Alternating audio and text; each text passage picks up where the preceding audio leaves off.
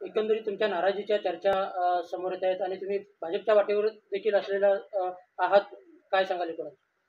वंदनीय शिवसेना प्रमुख बाळासाहेब ठाकरेंचा निष्ठावंत सैनिक ही माझी ओळख आहे।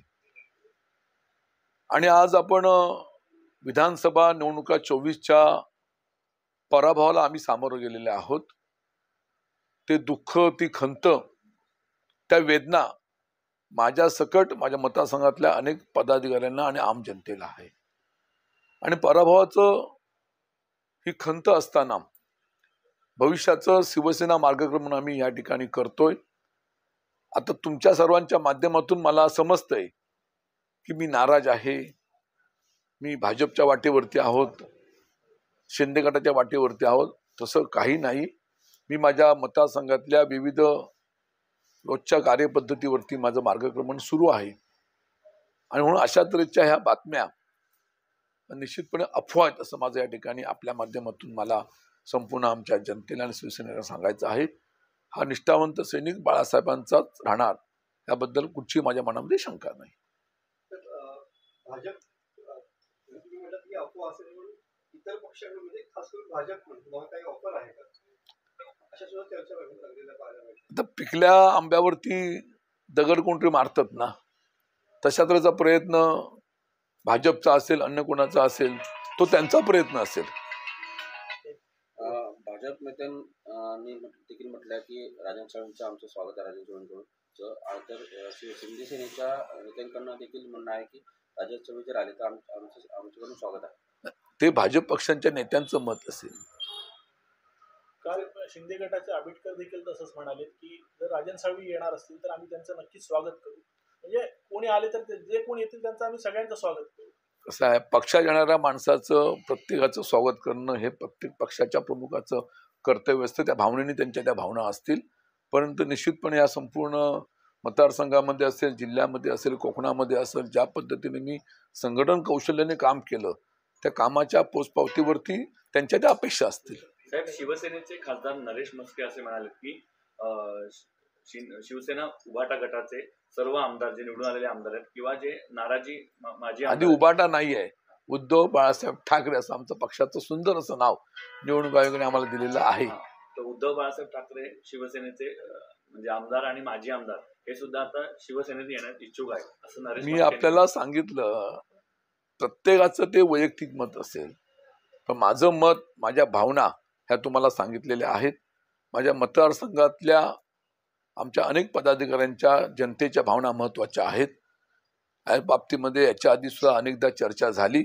मी आता माझ्या मतदारसंघामध्ये रोजच्या कार्यपद्धतीतून जात आहे। त्या ठिकाणी माझे अनेक पदाधिकारी भेटतील, माझी चर्चा करतील आणि ह्या आजच्या असलेल्या तुमच्या माध्यमातून, प्रसार माध्यमातून जे तुमच्या लोकांपर्यंत संदेश पोहोचलेला आहे त्या बाबतीमध्ये माझे पदाधिकारी मतदारांशी संपर्क साधतील आणि त्या दृष्टीने नक्की मी भविष्यामध्ये मार्गक्रमण करेन अशा तऱ्हेच्या माझ्या भावना आहेत। पण सर, निवडणूक झाल्यानंतर तुमच्याकडे वरिष्ठ नेत्यांनी कोणी संपर्क साधण्याचा प्रयत्न केला का? कारण असं म्हटलं जातं की अजूनही तुमच्या बाबतीत जे आहे तसं संपर्क साधण्याचा प्रयत्न झालेला नाहीये।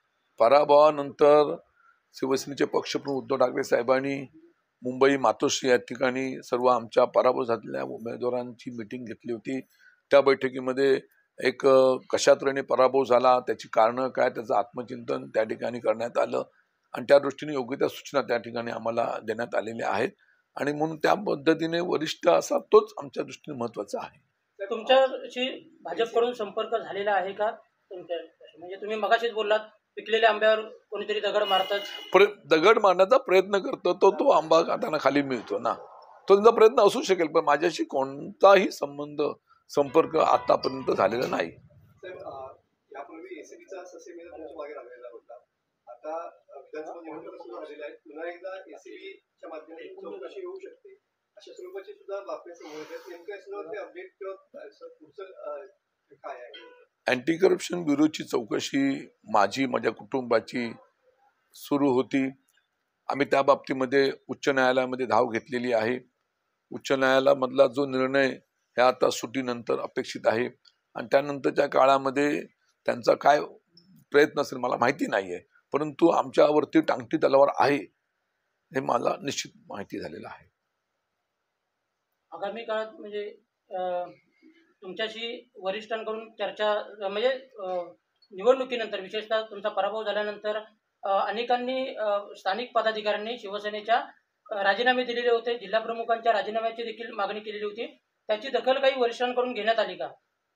विधानसभा निवडणुकीचा पराभव आमच्या पदाधिकाऱ्यांच्या जिवारी लागलेला आहे आणि या पराभवाच्या पार्श्वभूमीवरती ज्यांनी चुकीचं काम केलं असेल, कोणाकडे बोट दाखवत असतील, तर अशा लोकांचं बाबतीमध्ये आत्मचिंतन करून वरिष्ठांनी यामध्ये लक्ष घालून 30 वर्ष असलेला हा शिवसेनेचा बालेकिल्ला ढासायला कोण कारणीभूत आहेत याची कारण असा शोधली पाहिजे.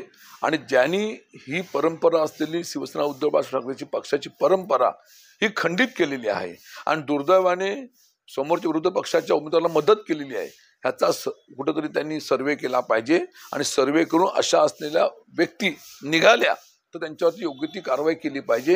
ही मागणी आमच्या स्थानिक पदाधिकाऱ्यांनी निश्चितपणे केलेली आहे आणि मी सुद्धा आपल्या माध्यमातून ही मागणी आजच्या आधी केलेली आहे. पण सर असं कोण तुमचा आहे? रोख म्हणजे हा तुमचं कोणावर आहे? रोख नेमका कोणाकडे? राजापूर असेल, लांजा असेल, रत्नागिरी असेल, ज्या ज्या ठिकाणी शिवसेना उद्धव ठाकरे पक्षाचा उमेदवाराचा पराभव झाला त्या त्या ठिकाणी ते मुद्दे पुढे आलेले आहेत. त्या संबंधीची सविस्तरपणे संबंधीचा अहवाल त्या त्या पदाधिकाऱ्यांनी शिवसेना नेते विनायकराव साहेबांकडे सुपूर्द केलेला आहे. त्यांच्याकडनं भविष्यातल्या कालखंडामध्ये दोषी असतील, दोषींवरती कारवाई, दोषी नसतील तर क्लीन चिट द्यावं अशा तऱ्हेची निश्चितपणे सर्व लोकांची मागणी आहे. आता महिना झाला या गोष्टीला, म्हणजे तुमच्या वरिष्ठ त्या बाबतीमध्ये योग्य तो निर्णय घेतील हा आशावाद आहे.